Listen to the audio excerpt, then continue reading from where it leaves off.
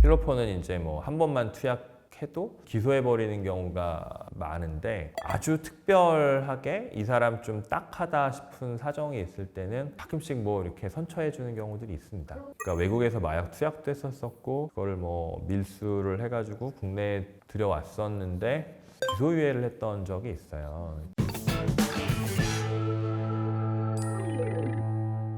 그렇다면 저희가 이제 마약에 대해서 얘기를 하고 네, 있잖아요. 네. 마약을 투약 혹은 운반했을 때 같이 한 사람을 얘기를 하면 감형을 받을 수 있다라고 네, 말씀도 네. 해주셨잖아요. 그거 이외에 좀 감형을 받을 수 있는 선처 요소가 될 수 있는 게 따로 있을까요? 케이스 바이 케이스인데 마약 초범인 경우에는 정말로 특별히 참작해 줄 만한 사정이 있으면 마약 더 하지 않는 교육을 받아라 이런 조건을 붙여가지고 검찰 단계에서 기소하지 않는 경우가 있어요. 기본적으로 뭐 대마, 마약 중에서 제일 약한 게 대마거든요. 대마. 그래서 뭐 대마라든가 필로폰 같은 경우에는 되게 나름 강력해서 네.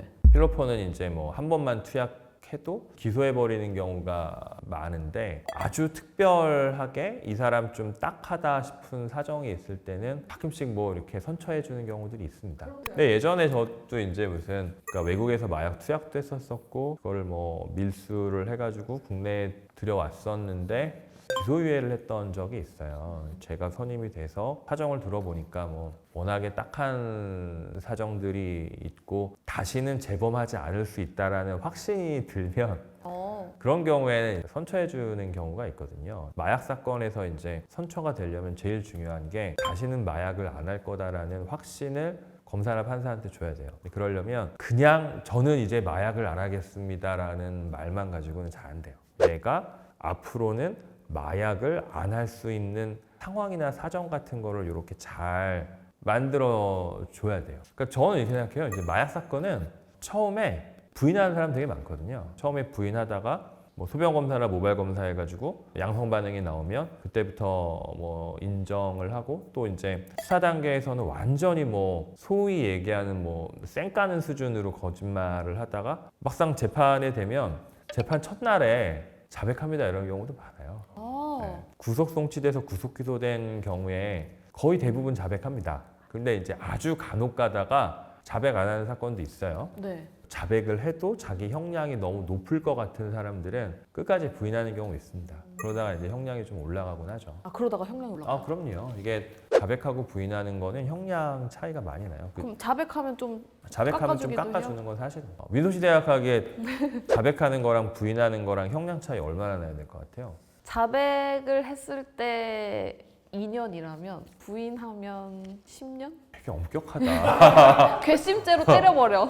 사건에 따라서 완전히 달라져요. 사건의 경중이라든가 내지는 자백하면 간단하게 끝날 거를 자백하지 않으면 되게 많은 증거를 수집해야 되는 사건들이 있거든요. 이런 경우에 형량이 확 올라갑니다. 자백했을 때 2년 기준으로. 그게 이제 사건에 따라 다른데 그럼 나도 이렇게 대답하지. 아, 사건에 따라서 다를 것 같아요. 평균적으로 얘기하면 자백했을 때 2년이다. 그러면 부인하면 뭐 2년 6개월, 3년 이렇게 올라가요. 엄청 막 세진 않구나. 근데 이런 게 있어요. 근데 자백했을 때 집행유예인데 부인했을 때 실형 이런 건 또 있고. 이건 좀 크지. 네, 이런 거 되게 커요. 그러니까 제가 이제 두 번째 변호사 되는 경우들이 꽤 많거든요. 네. 또 워낙 잘 뒤집으시니까.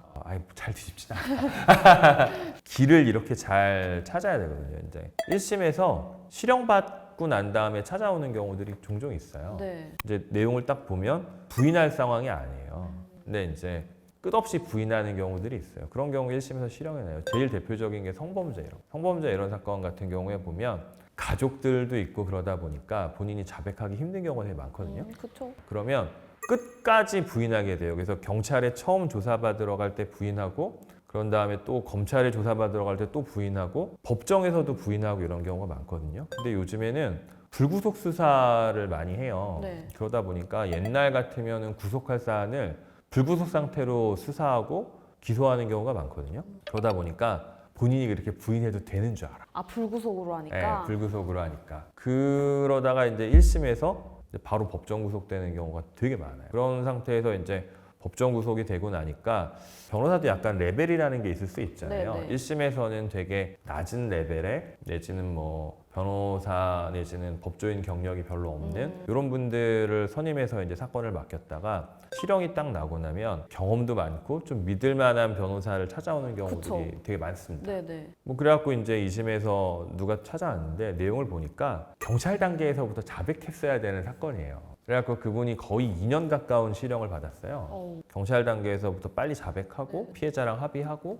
했으면 그건 집행유예 사안이거든요. 변호사님은 또 그 검사 시절을 겪으셨으니까 어떤 부분이 포인트고 짚어야 되는 부분에 대해서 굉장히 잘 알고 계실 것 같아요. 맞아요. 그러니까 이게 본인이 자백하고 싶은데 자백 못하는 경우도 되게 많아요. 본인이 했던 말 때문에 자백을 못하는 경우가 되게 많아요. 예컨대 내가 무슨 뭐 사기를 쳤거나 성범죄를 저질렀는데 경찰에서 이제 나오라 그래가지고 이제 조사받으러 가는데 가족들한테 당연히 이제 이야기를 하게 되잖아요. 그러면 난 안 그랬고 그 피해자가 이상한 사람이다라고 이야기를 하면서 가거든요. 근데 경찰 조사받고 나서 그렇지 않다. 난 잘못한 게 없다라고 얘기하면서 이제 변호인까지 선임해서 가죠. 네. 그럼 변호인한테도 잘못한 게 없다 이렇게 얘기를 하는 거죠.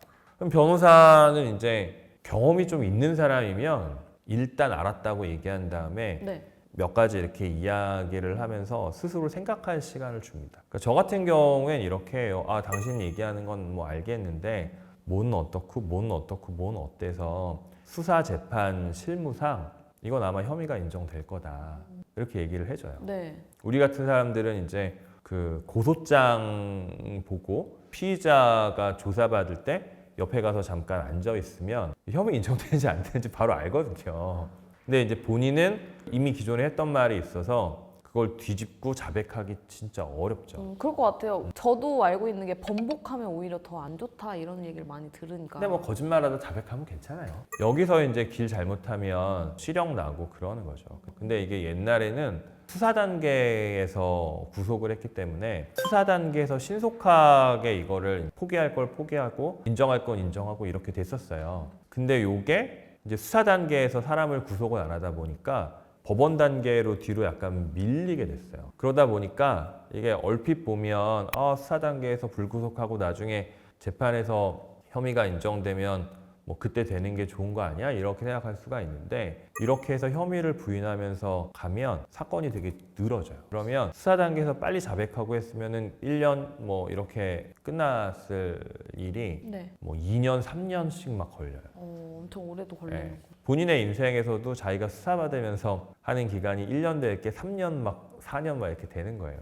이런 게 좀 어려워요. 애초부터 우리 변호사님 같은 분 만났으면 그렇게 고생 안 해도 될 텐데. 근데 그거를 가르마 잘 타야 돼요. 되게 중요해요. 사건을 보고 이게 혐의가 인정될 사건인지 인정 안 될 사건인지를 변호사가 일단 갈라야 되고요. 네. 그다음에 이걸 갈른 다음에 이렇게 얘기를 하면서 의뢰인도 물러설 공간들을 마련을 해줘야 되고 이런 게 의미가 있습니다. 이런 거 마련을 못 해주면 저는 끝까지 가겠습니다 라고 가고 실형 나요. 실형. 그런 경우가 되게 많아요.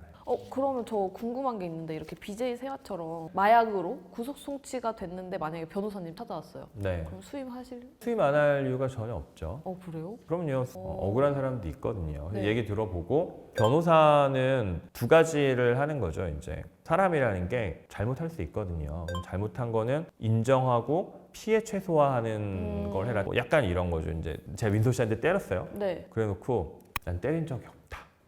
그 변호사님 맨날 하시는 너 거 나한테 왜 이러냐. 저 진짜 때리고 카메라 앞에서 나 때리는 거 이런 거 하고요. 때린 다음에 진짜 잘못했다. 이건 달라요. 그러면 이제 변호사는 되게 중요한 게 이제 때렸다고 말하는 거랑 맞았다고 말하는 거를 이렇게 보고 판단해서 이건 혐의 인정되겠네. 그러면 얘기해서 인정하시는 게 맞을 것 같다.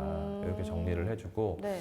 이거는 다퉈야 될 것 같은데 그러면 인정하지 말라고 하는 거죠. 이게 사건마다 달라요. 근데 제일 한심한 변호사가 의뢰인 말하는 것만 받아서 그냥 따라가는 거예요. 이러면 의뢰인한테 되게 크게 문제 생기는 경우가 많습니다. 전략을 안 짜는 거잖아요. 그러면 이게 뭘 어떻게 하는 건지 잘 모르는 거죠. 그런 경우들이 있어요. 알겠습니다. 자백을 하느냐 마느냐 그랬을 때 형량이 어떻게 되는지 이 부분까지 짚어보는 시간을 가져봤는데요. 네, 네. 사실 제가 질문을 굉장히 많이 했잖아요. 마약과 관련해서. 왜냐면 일반인들은 어떻게 진행이 되는지 그리고 영화를 보면서 궁금한 점이 굉장히 많을 것 같아요.